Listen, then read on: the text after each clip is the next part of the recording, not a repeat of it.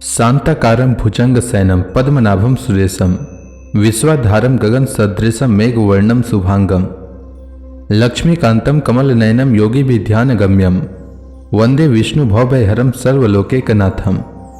मंगलम भगवान विष्णु मंगलम गरुड़ध्वज मंगलम पुंडरीकाक्ष मंगलाय तनोहरि। ओम नमो भगवते वासुदेवाय। आज का दिन आप सभी के लिए मंगलमय हो। आज मैं अगहन मास की शुक्ल पक्ष की मोक्षदा एकादशी व्रत की कथा सुनाने वाला हूं। तो आइए सुनते हैं मोक्षदा एकादशी व्रत की कथा। प्राचीन समय की बात है। महाराज युधिष्ठिर ने भगवान श्री कृष्ण से कहा, हे परम पूजनीय भगवान श्री कृष्ण, हे त्रिलोकीनाथ, आप सभी को सुख और मोक्ष देने वाले हैं। मैं आपको प्रणाम करता हूं। हे प्रभु, आप कृपा करने वाले हैं, मेरी एक जिज्ञासा को शांत कीजिए। श्री कृष्ण भगवान ने कहा, हे युधिष्ठिर, जो कुछ भी जानना चाहते हो निर्भय होकर कहो, मैं अवश्य ही तुम्हारी जिज्ञासा को शांत करूंगा। युधिष्ठिर ने कहा, हे प्रभु, यह तो आपने मार्गशीर्ष मास के कृष्ण पक्ष की एकादशी के विषय में बताया है, उससे मुझे बड़ी शांति प्राप्त हुई। अब कृपा करके मार्गशीर्ष मास के शुक्ल पक्ष की जो एकादशी पड़ती है उसके विषय में भी बताने की कृपा करें। उसका नाम क्या है, उस दिन कौन से देवता की पूजा की जाती है और उनकी पूजा विधि क्या है, उसका व्रत करने से मनुष्य को क्या फल मिलता है। प्रभु, मेरे इन प्रश्नों का विस्तार सहित उत्तर देकर मेरी जिज्ञासा को दूर कीजिए, आपकी बड़ी कृपा होगी। भगवान ने युधिष्ठिर की जिज्ञासा को शांत करने के लिए उनसे कहा, हे युधिष्ठिर, तुमने बहुत ही श्रेष्ठ प्रश्न किया है, इसलिए तुम्हारा यश संसार में फैलेगा। मार्गशीर्ष माह के शुक्ल पक्ष की एकादशी अनेक पापों को नष्ट करने वाली है। संसार में इसे मोक्षदा एकादशी के नाम से जाना जाता है। इस एकादशी के दिन श्री विष्णु भगवान की पूजा की जाती है। उन्हें धूप दीप नैवेद्य आदि से भक्ति पूर्वक पूजा करना चाहिए। हे कुंती पुत्र, इस एकादशी व्रत के पुण्य के प्रभाव से नरक में गए हुए माता पिता पितर आदि को स्वर्ग की प्राप्ति हो जाती है। इसकी कथा एक पुराण में इस प्रकार कही गई है, इसे ध्यानपूर्वक श्रवण करो। प्राचीन काल में वैखानस नाम का एक राजा राज्य करता था। उसके राज्य में चारों वेदों के ज्ञाता ब्राह्मण रहते थे। राजा अपनी प्रजा का पुत्रवत पालन किया करता था। एक रात्रि को स्वप्न में राजा ने अपने पिता को नरक की यातनाएं भोगते देखा। इस प्रकार का स्वप्न देखकर राजा बड़ा ही व्याकुल हो गया। वह बेचैनी से सुबह होने की प्रतीक्षा करने लगा। सुबह होते ही उसने ब्राह्मणों को बुलाकर उनके समक्ष अपने स्वप्न की बात बताई। हे ब्राह्मणों, रात्रि को स्वप्न में मैंने अपने पिता को नरक की यातनाएं भोगते देखा। उन्होंने मुझसे कहा है कि हे पुत्र, मैं घोर नरक भोग रहा हूं, मेरी यहां से मुक्ति कराओ। जब से मैंने उनके यह वचन सुने हैं तब से मुझे चैन नहीं है। मुझे अब राज्य सुख, ऐश्वर्य, हाथी घोड़े, धन, स्त्री, पुत्र आदि कुछ भी सुखदायक प्रतीत नहीं हो रहे हैं। अब मैं क्या करूं, कहां जाऊं? इस दुख के कारण मेरा शरीर तप रहा है। आप लोग मुझे किसी प्रकार का तप, दान, व्रत आदि बताएं जिससे मेरे पिता को मुक्ति प्राप्त हो। यदि मैंने अपने पिता को नरक की यातनाओं से मुक्त कराने के प्रयास नहीं किए तो मेरा जीवन निरर्थक है। जिसके पिता नरक की यातनाएं भोग रहे हों उस व्यक्ति को इस धरती पर सुख भोगने का कोई अधिकार नहीं है। हे ब्राह्मण देव, मुझे शीघ्र ही इसका कोई उपाय बताने की कृपा करें। राजा के आंतरिक दुख की पीड़ा को सुनकर ब्राह्मणों ने आपस में विचार विमर्श किया। फिर एक मत होकर बोले, राजन, वर्तमान भूत और भविष्य के ज्ञाता पर्वत नाम के एक मुनि हैं। वे यहां से अधिक दूर नहीं हैं। आप अपनी यह व्यथा उनसे जाकर कहें, वे अवश्य ही इसका कोई सरल उपाय आपको बता देंगे। ब्राह्मणों की बात मान राजा मुनि के आश्रम पर गए। आश्रम में अनेक शांतचित्त योगी और मुनि तपस्या कर रहे थे। चारों वेदों के ज्ञाता पर्वत मुनि दूसरे ब्रह्मा के समान बैठे जान पड़ रहे थे। राजा ने उन्हें दंडवत प्रणाम किया तथा अपना परिचय दिया। पर्वत मुनि ने राजा से कुशल क्षेम पूछी। तब राजा ने बताया, हे मुनिवर, आपकी कृपा से मेरे राज्य में सब कुशल है, किंतु मेरे समक्ष अकस्मात ही एक ऐसी समस्या खड़ी हुई है जिससे मेरा हृदय बड़ा ही अशांत हो रहा है। फिर राजा ने मुनि को व्यथित हृदय से रात में देखे गए स्वप्न की सारी बात बताई और फिर दुखी स्वर में बोला, हे महर्षि, अब आप कृपा कर मेरे मार्गदर्शन करें कि ऐसे में मुझे क्या करना चाहिए, कैसे मैं अपने पिता को नरक की यातना से मुक्ति दिलाऊं। राजा की बात पर्वत मुनि ने गंभीरता पूर्वक सुनी, फिर नेत्र बंद कर भूत और भविष्य पर विचार करने लगे। कुछ देर गंभीरता पूर्वक चिंतन करने के बाद उन्होंने कहा, राजन, मैंने अपने योग बल के द्वारा तुम्हारे पिता के सभी कुकर्म का ज्ञान प्राप्त कर लिया है। उन्होंने पूर्व जन्म में अपनी पत्नियों से भेदभाव किया था, उसी पाप कर्म के फल से तुम्हारा पिता नरक में गया है। यह जानकर वैखानस ने याचना भरे स्वर में कहा, हे ऋषिवर, मेरे पिता के उद्धार का आप कोई उपाय बताने की कृपा करें, किस प्रकार वे इस पाप से मुक्त होंगे। इस पर पर्वत मुनि बोले, हे राजन, मार्गशीर्ष मास के शुक्ल पक्ष में जो एकादशी होती है उसे मोक्षदा एकादशी कहते हैं। यह मोक्ष प्रदान करने वाली है। आप इस मोक्षदा एकादशी का व्रत करें और इस व्रत के पुण्य को संकल्प करके अपने पिता को अर्पित कर दें। एकादशी के पुण्य के प्रभाव से अवश्य ही आपके पिता की मुक्ति होगी। पर्वत मुनि के वचनों को सुनकर राजा अपने राज्य को लौट आया और परिवार सहित मोक्षदा एकादशी का विधि पूर्वक व्रत किया। इस व्रत के पुण्य को राजा ने अपने पिता को अर्पित कर दिया। इस पुण्य के प्रभाव से राजा के पिता को सहज ही मुक्ति मिल गई। स्वर्ग को प्रस्थान करते हुए राजा के पिता ने कहा, हे पुत्र, तुम्हारा कल्याण हो। इतना कहकर राजा के पिता ने स्वर्ग को प्रस्थान किया। हे पांडुपुत्र, जो मनुष्य मार्गशीर्ष माह के शुक्ल पक्ष की एकादशी को उपवास करते हैं उनके सभी पाप नष्ट हो जाते हैं और अंत में वे स्वर्ग लोक को प्राप्त करते हैं। इस उपवास से उत्तम और मोक्ष प्रदान करने वाला कोई भी दूसरा व्रत नहीं है। इस कथा को सुनने व पढ़ने से अनंत फल की प्राप्ति होती है। यह उपवास मोक्ष प्रदान करने वाला चिंतामणि के समान है, जिससे उपवास करने वाले की सभी मनोकामनाएं पूर्ण होती है। हे युधिष्ठिर, प्रत्येक मनुष्य को प्रबल इच्छा होती है कि वह मोक्ष प्राप्त करे।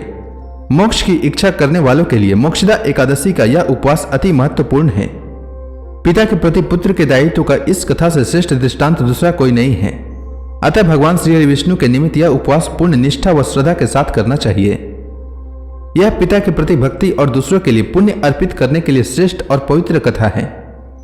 इसका उपवास केवल उपवास करने वाले मनुष्य का ही नहीं अपितु उसके पितरों का भी भला करता है। अपने किसी सगे सहोदर मित्र बंधु को भी इस उपवास का फल अर्पण करने से उसके भी पापों व कलेशों का नाश हो जाता है। तो यह थी मोक्षदा एकादशी की प्राचीन कथा। उम्मीद है आपको यह कथा अच्छी लगी होगी। तो प्रेम से बोलिए भगवान विष्णु की जय, श्री कृष्ण भगवान की जय, समस्त देवी देवताओं की जय।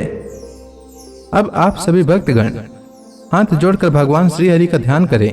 आरती होने वाली है। ओम जय एकादशी माता मैया, जय एकादशी माता।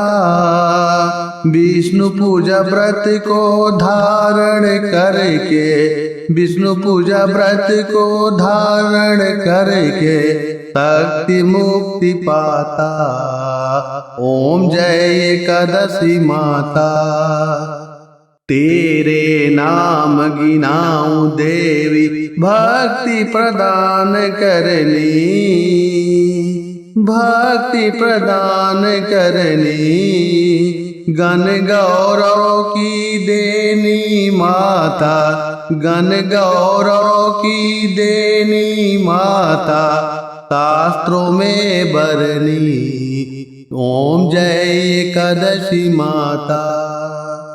मार्गशीर्ष कृष्ण पक्ष की उत्पन्ना, विश्व तारणी जनमी मैया, विश्व तारणी जनमी।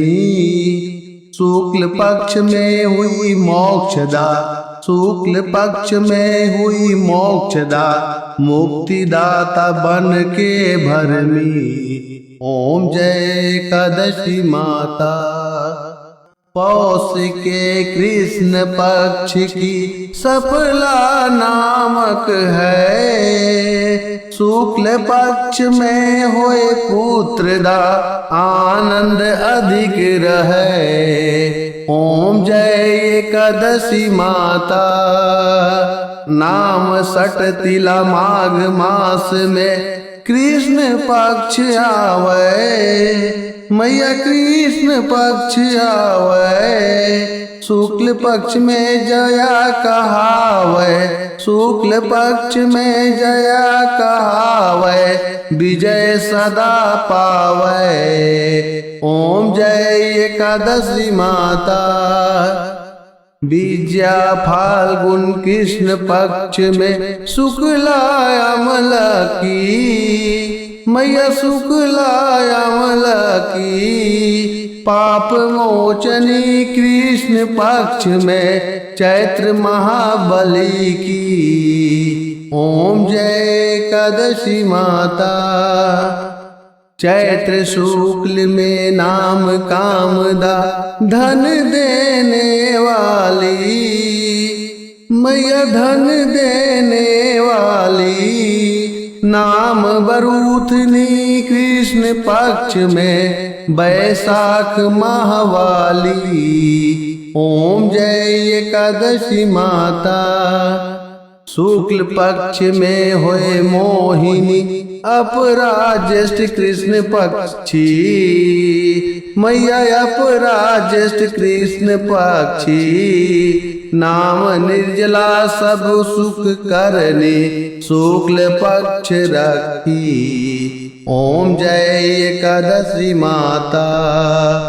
योगिनी नाम आषाढ़ में जानो कृष्ण पक्ष करनी, मैया कृष्ण पक्ष करनी, देव सैनी नाम कहायो शुक्ल पक्ष धरनी। ओम जय एकादशी माता। कामिका श्रावण मास में आवे कृष्ण पक्ष कहिए, श्रावण शुक्ला होए पवित्रा आनंद से रहिए। ओम जय एकादशी माता। अजा भाद्रपद कृष्ण पक्ष की परिवर्तनी शुक्ला, मैया परिवर्तनी शुक्ला, इंद्राश्विन कृष्ण पक्ष में व्रत से भवसागर निकला। ओम जय एकादशी माता। पापांकुश है शुक्ल पक्ष में आप हरणहारी, मैया आप हरणहारी, रमा मास कार्तिक में आवे सुखदायक भारी। ओम जय एकादशी माता।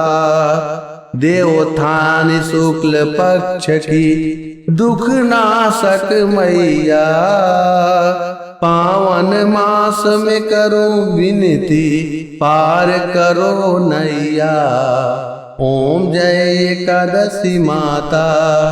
परमा कृष्ण पक्ष में होती जन मंगल करनी, मैया जन मंगल करनी, शुक्ल मास में होए पद्धिनी दुख दरिद्र हरनी। ओम जय एकादशी माता। जो कोई आरती एकादशी की भक्ति सहित गावे, मैया भक्ति सहित गावे, जन गुरु दिता स्वर्गवासा निश्चय वह पावे। ओम जय एकादशी माता। तो प्रेम से बोलिए विष्णु भगवान की जय, माता लक्ष्मी की जय।